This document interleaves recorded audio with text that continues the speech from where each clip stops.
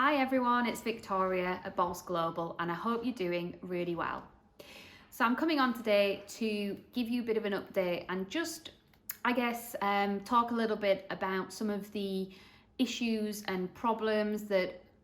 a lot of British companies are experiencing at the moment when now selling into the EU, given that obviously the Great Britain is now no longer part of the European Union. We've been working with a number of clients and we have a number of people in our network and community who've quite evidently since the 1st of January, when exporting goods now into the EU, have encountered quite a large number of problems, teething issues in doing so. And I wanted to come on and highlight a few of those. So if you are a business that is looking to trade internationally within the EU in the future, some things to consider. And if you're currently already doing so, perhaps some hints and tips that will help you get through these issues at the moment and in the longer term be able to continue to be successful selling into the EU. And equally, this could be an opportunity through your understanding of now having to trade with the EU. It could also open up some really good global opportunities on a wider level, because a lot of the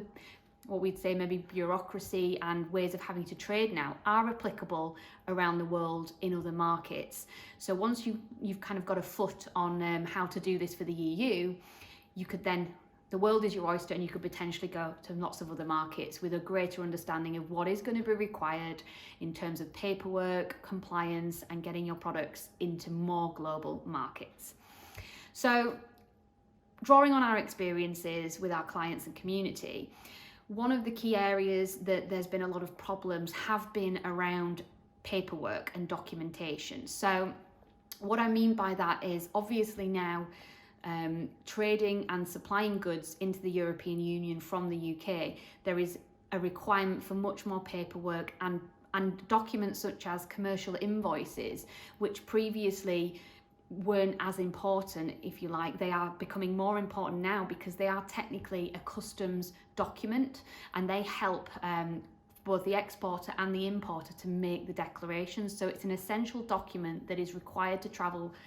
with the goods to show proof of purchase and transaction. So there's a number of ways in which you should have a look if you are transacting with the EU at your commercial invoice and make sure that the information that is on there is now up to date and correct, and additional information that should be on there which maybe you haven't included when supplying into the EU previously should be there. So for example,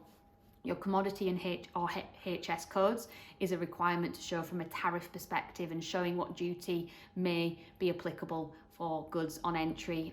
into the EU.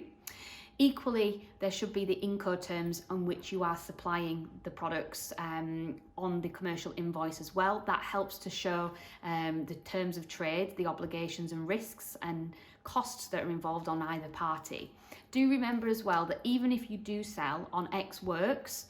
and the customer is coming to collect the goods from the warehouse in the UK, that still does not mean that you do not have to keep and record paperwork to show proof of export. So it is advisable to ask your customers, even if they are collecting, to provide you evidence that you can file away for HMRC purposes should you ever need to prove that those goods have officially been exported. So that is something like an airway bill if it's going via air freight, a bill of lading, or also a documentation when accompanying road transport as well. Another area that to date, when trading with the EU, a lot of British companies haven't had to think about is in regards to specific certification requirements, which now may be applicable to your product. So generally speaking, if anything contains products of animal origin, health certificates do need to be accompanying shipments when they are going into the EU. So that's a new process and a new cost that you need to be aware of as a supplier into the EU of those kind of products. Equally, a phytosanitary certificate may also be applicable if you have any products relating to seeds and nuts and seeds products, etc., plant-based products effectively, that may require that level of certification also. Equally, Certificates of origin, which is a normal practice generally when trading outside of the EU, may also be requested by some of your customers in certain circumstances too. So do be aware of that, and also all the additional costs and time that will take for you to process those documents to accompany the shipment. Finally, another area to consider is the technical information that now may be required when transporting your goods and for customs clearance. Some of your ingredients may come under much more scrutiny than they have before, and you may be required to give information and levels of ingredients within your product and within your recipes that perhaps you may deem quite sensitive, but which is a requirement in order to clear customs at the place of importation. So be ready to do that. Decide from your perspective how far you are willing to give certain information and disclose that, and help your customers with that to ensure that they can clear the goods, import them, and obviously then you can continue to trade overseas. Another area where we're seeing a lot of problems have been around the labelling and the packaging of goods, with particular reference to the Food Business Operator Address, the FBO address, that is required to be placed on the packaging and which must be within the EU itself. Now, obviously, a lot of UK suppliers may not have a physical presence in the European Union, so this can cause problems as to how can we put an address within the EU on the packaging that will be compliant, because this does need to be a physical address and one which can be used and for contact reasons should there be any issues around food safety and supply chain. So we're finding that this can be a problem for a lot of businesses, and there are solutions now available to help companies who need that support as well.